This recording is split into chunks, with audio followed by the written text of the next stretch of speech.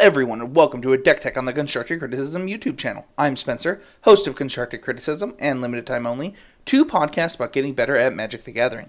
And I am so excited. We're going to do a Deck Tech today on some of the decks at the top 8 of the Pro Tour and kind of talk about them. This one's just one Deck Tech on white-black zombies that Chris Vanel took to a 9-1 record and constructed and locked up the number 1 seed at the Pro Tour. So, let's talk really quick about the deck and what it's trying to do. It's pretty cool. We have 2 Binding Mummy, 4 Cryptbreaker, 4 Diregraf Colossus, 4 Dread Wanderer, 4 Lord of the Accursed, 4 Wayward Servant, 4 Liliana's Magistry, 2 Anguished Unmaking, 4 Fatal Push, 4 Dark Salvation, 4 Concealed Courtyard, 4 Shambling Vent, 6 Plains, and 10 Swamps. Man, this deck is pretty sweet. So, obviously, you'll notice that this is not mono black, this is white black, and they're splashing white for Anguished Unmaking, Wayward Servant, and Binding Mummy. A few things that is pretty evident from both what they've said about their deck and watching the deck being played. I've watched basically every Magic Pro Tour coverage this weekend, is that one of their key cards here is Anguished Unmaking. They believe that this card is key to the reason that white is better than mono black. Being able to have a clean answer to both Ulamog and Aetherworks Marvel is something that this team really cared about. And honestly, Anguished Unmaking, the loss of 3 life in this deck doesn't matter because of just how aggressive and how big this deck goes. It is just not often enough that you're behind, especially when you consider that you have things like Fatal Push and Dark Salvation to really put you over your opponent with these decks. Wayward Servant, I have just watched really turn games around for these guys. It's been a real powerhouse, something that I just didn't think when the set was spoiled that you would have the mass number of zombies. You know, Dread Wanderer, Cryptbreaker, Diregraf Colossus, Lord of the Accursed. I just didn't see it. I thought that you would be too slow. And honestly, with only 8 1-drops, the deck is a little slower than I thought it would be. But it just hasn't mattered for these guys. They play a lot of 2-drops, right? They play 6 additional things that cost 2 or less. But the real winner, I think, is Diregraf Colossus. Watching this card in play just changes the game so much.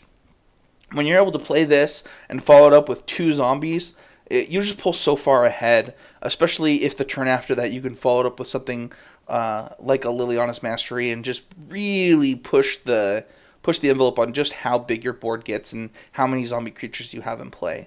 Binding Mummy is something that I find interesting. It might be the first card that people try and cut from this deck, but there were just games where I saw a Binding Mummy in play with a Cryptbreaker where they're able to discard excess lands and tap down things pretty easily for free, even during their opponent's turn to keep them from attacking, so that they could attack back by playing an additional zombie after tapping something down during their turn. And that was just something that I didn't see coming, and Binding Mummy was a little bit better than I expected in watching these games. One thing that you'll notice is just the 4 Dark Salvations. So this card reads really weird, so let's just read it for everybody. It's target player puts X 2/2 black zombie tokens onto the battlefield, then up to 1 target creature gets -1/-1 until end of turn for each zombie that player controls. So the target player is going to be you. You're going to put X zombies onto the battlefield. Then you're going to target one of their creatures, and then that creature will get -1/-1 for each zombie you control. So it sounds weird because you would think that the target player is the owner of target creatures, the one that would get the zombies, but that's not the case. This card's been really good in watching it. I've seen it make 3 zombies and kill something big. Just being able to really help you in your 24 land aggro deck really, is pretty powerful. The sideboard is 4 Scrapheap Scrounger, 1 more Anguished Unmaking, 4 Gideon ally of Zendikar, 2 Declaration Stone, and 4 Transgress the Mind. One of the things that I really value when I look at a deck list is how clean a deck looks, and this is one of the cleaner deck lists that I've ever seen. It's very clear that they have very specific game plans, things like Gideon Ally of Zendikar and Transgress the Mind being just the kind of cards that you want against the Marvel decks, bringing in an additional Anguished Unmaking. Against control decks or other decks that you want to be more resilient around, you can bring in Scrapheap Scrounger, and then being able to bring a Declaration Stone in the mirror is really powerful.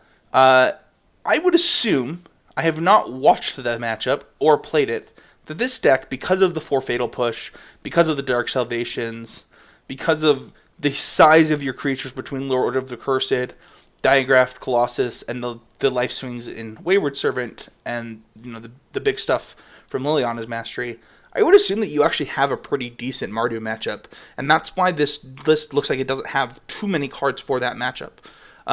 Overall, I think this deck is sweet. I'm excited to get to play some war games with it. I've only played a couple before I did the deck tech, but I watched the deck a ton on coverage because it was on camera all weekend long. So, overall, I would say that this is the deck that I would recommend going forward if you want to be playing zombies. I think the White Splash is definitely worth it just because of Anguished Unmaking and Wayward Servant. So thank you everybody for watching. Don't forget that you can subscribe to the channel. Hit that subscribe button. You can also check out patreon.com/ccmtg to become a patron of the show. Starting at $1 or more per month, anything you see fit is really appreciated. We always say that if everybody watching all of our content or listening to all of our podcasts donated just $1 per month, the content producers at Constructive Criticism could quit their jobs and do Magic content full time and make some more awesome, great content, go to more events, and really make Magic a lifestyle that we can afford. So check it out, patreon.com/ccmtg, just starting at $1 per month. And thank you everybody for watching, and we'll see you guys all next time with another deck tech.